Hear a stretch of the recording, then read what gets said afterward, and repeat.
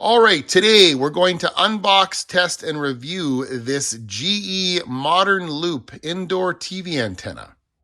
This antenna is about as simple as it gets for an indoor model. There's no plugins for amplifiers or filters. Just connect the coax cable and it's ready to go. It truly is a set of basic rabbit ears. Now there is a mileage claim on the box here, 30 miles from the broadcast towers.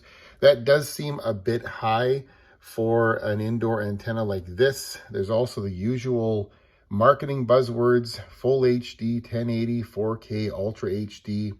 Remember that any indoor antenna can receive HD, SD, next gen, 4K, 8K. Those are just marketing buzzwords used by antenna companies to get you to buy their product. And antenna companies have been doing that since the early days of TV antenna marketing, even back when they would claim antennas could receive full color TV channels. But again, antennas only see RF frequencies. They don't care if a channel is black and white, color, next gen, standard definition. It doesn't matter. They only see radio frequencies. Out of the box, this antenna is fully assembled. All you have to do is extend the VHF dipole elements and then fan them out into a V shape.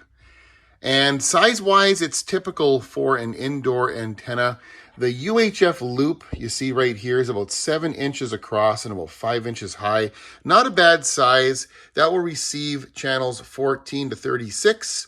And for VHF channels 7 to 13, these dipole elements extend to about 15 inches. Again, a decent size for VHF reception. This GE antenna has the typical spaghetti thin coax cable that almost all indoor antennas have. It's a half step above speaker wire, and the length on it is very short. It's only about 4 feet long. So that's going to be a problem if you need to position this antenna anywhere away from your TV, for example, in a window or up on a shelf. You're going to need to use an extension piece of RG6 coax cable. And to make a connection between the antenna's cable and an extension piece of RG6, you'll need one of these. This is a coupler or a barrel connector, and this allows you to connect those two coax cables together into one piece. The box says that there's a weighted base in the antenna to prevent it from tipping over, but in reality, it's very light. There's not much weight in here at all. I would leave some slack on the coax cable to prevent it from either pulling or pushing the antenna over. Now, indoor antennas can be tricky to aim, especially since you're not only dealing with all of the outside obstructions like trees, variations in terrain, the broadcast signal strength itself, you're also dealing with building materials, the stuff your house is made of. That could be stucco, aluminum siding, foil back sheathing, brick. Any of those things can either inhibit or fully block the TV signal. Metal roofing is another one. You want to try and position your indoor antenna where it's going to grab as much signal as possible. So a few things you might try: aim it up as high as you can. Put it on a shelf or somewhere up high on a wall. Even better, put it in a window that faces the same direction as the broadcast signals in your area, and it's going to grab as much signal as possible.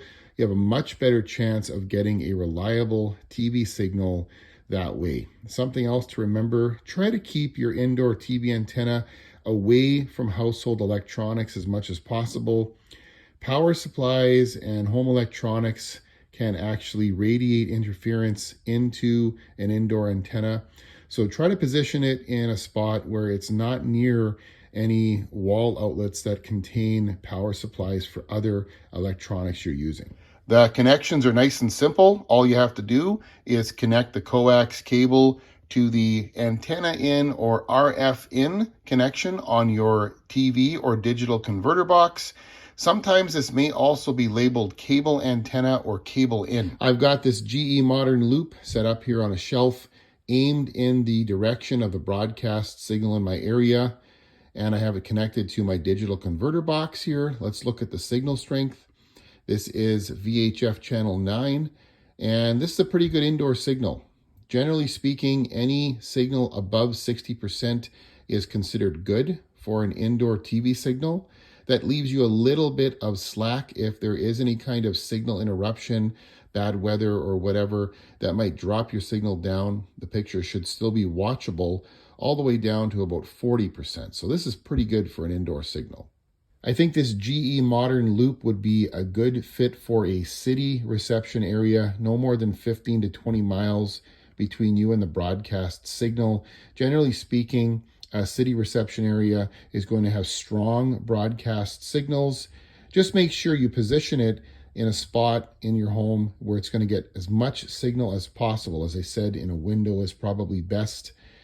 Now, if you live further away than that, if you're in a distant suburb or out in a rural or countryside area, there's no way around it. You're going to need a bigger antenna than this one. But if you're an apartment dweller or someone who, for whatever reason, cannot use an outdoor antenna, then you might want to check this one out. It's nice and simple and easy to set up, and it should work well for both UHF and VHF signals in a city or close suburb reception area.